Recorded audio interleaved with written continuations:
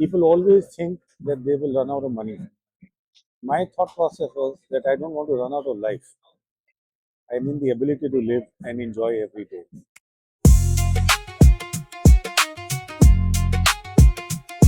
Not too old to begin, not too late to dream, not too tired to laugh, not too wise to learn. Because age counts birthdays, life counts beginnings. Welcome to Studio 50 Plus. Today's guest is someone who made that choice long before it became fashionable. Thank you, Marin. You left the corporate world at the age of 47, the same year as India's year of independence. Was that your own freedom year? I always wanted to leave, honestly, well before 60. 47 is just a coincidence. And the thought process which drove me to this perspective was that people always think that they will run out of money. My thought process was that I don't want to run out of life. And when I say run out of life, I don't mean that I die. I mean the ability to live and enjoy every day, which is what I have been doing in the last 16 years. You have described the 9 to 5 corporate life as modern slavery. That's a very strong statement. What did you mean by that? 9 to 5 actually is a misnomer. It's 9 to 9. You give 12 hours virtually every day. And my analogy to modern slavery is it's a trade off. Effectively, they give you money and they take away your life. So you are, in a way, and I'm being very harsh when I say this, but I strongly believe that you are effectively owned by the money that you get. So it's a clear swap. It's your time versus their money. That moment for me is as clear as yesterday and will be forever etched in my life. The year of 2008, my 13-year-old daughter came up to me and handed me a note. These were the times when I was working, not even 9 to 9. Hardly get any time with my daughters or my wife or family per se. And I read the note and I literally started crying. She had written, and this was how she defined her reduced expectation, that Papa, you will get a job such that you're home by 9 o'clock and you will be spending weekends at home, not at work. And also, because of my intense work pressure, there was a lot of tension between me and my wife, which was felt by her. She's a very, very sensitive. And she told me and my wife that you will also stop fighting. And she put this in a document which I was asked to sign. People often ask you, you must have earned enough to retire. And your answer, I've heard it a couple of times, but it always strikes a beautiful note which says, enough is what one decides for himself. Can you explain what enough means to you? Rather than looking at an absolute number, we start looking at a relative number. He or she has X, he has this car, this house. So I had decided to put a hard stop on the number and not keep it like a moving target. So for me, once I reached that milestone, it was enough. Do you ever miss the corporate identity, the meetings, the business cards, the recognition, or something which is like not so surprising to let go? Or was it? I think there are different phases of life. First of all, I had always had a deep sense of gratitude, even when I was working. I realized I was very privileged to have got the opportunity post my retirement. The philanthropy that we do, and when I see the small changes that it makes in people's life, it for me is immensely fulfilling. And it's not a trade-off. In fact, I feel that the benefit which people get is incidental. The gratitude and the immense satisfaction that I get is far more intense. Service to mankind. I'm sure it has been more fulfilling than earning another salary. Philanthropy for me stems from a deep sense of gratitude, from the opportunities that we got, the upbringing that we got, the position that we've attained, partly with the dint of hard work, but also because of where we were born.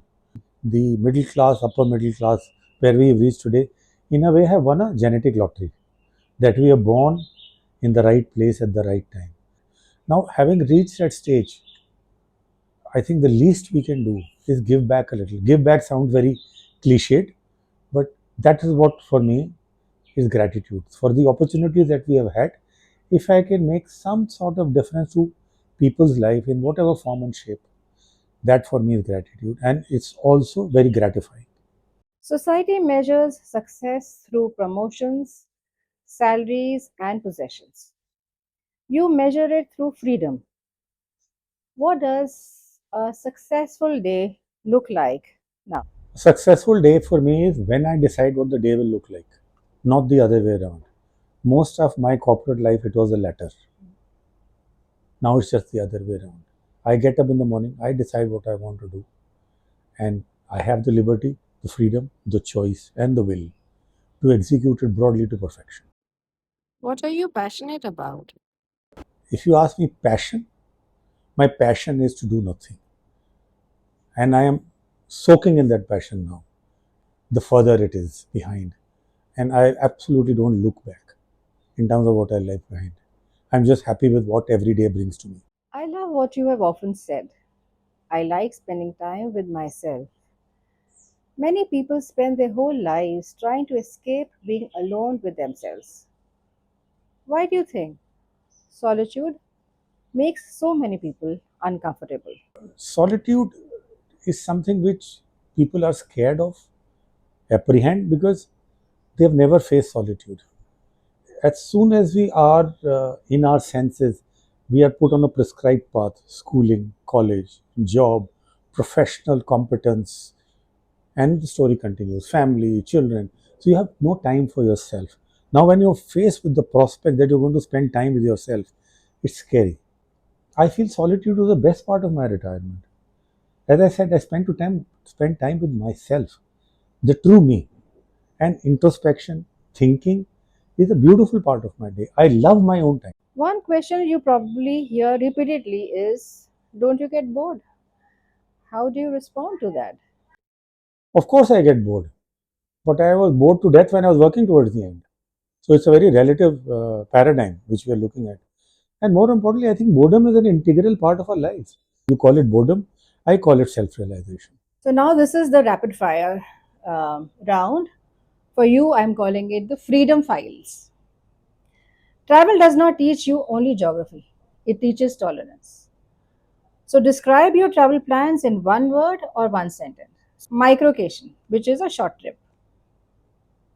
Don't believe in them. Vacation inherently has to be long. Mirror trip. Couldn't have asked this question a better time. Mm. We are in Goa as we speak, and it mirrors my personality, my desire, my perfect holiday, which is, as I said, lazy bones doing nothing. So get up late. Canon event. One of my most beautiful memories. We are coming back from my village in the hills, driving late at night. We were friends, and me and my wife. And the three friends were sitting at the back, and I was driving, and she was sitting in the front. And these guys went to sleep. And we started just a small song, and it turned into 2 hours of non-stop singing in our absolutely unmusical voices. But a beautiful memory. What started as one song is a lifetime memory for me. That is one of the best hill drives that I've done. So it sounds more like a love story, beginning of the love story, or part of the love story. It's a continuum, Continue. and a very beautiful continuum of that milestone. Local lore hunting. Driving trips are something which is me and my wife's passion. So the last one which we did in Spiti, I think will be etched forever. 10-day driving trip through Himachal, homestays, apple orchards, uh, beautiful conversations. Room rotting. That's for me is every day. It's also room trotting. I go from one room to the other. Gets up at 9 but continues to whine. Breakfast at noon? Have you seen such cartoon? His second innings has only just begun. Following his passion, he continues to run.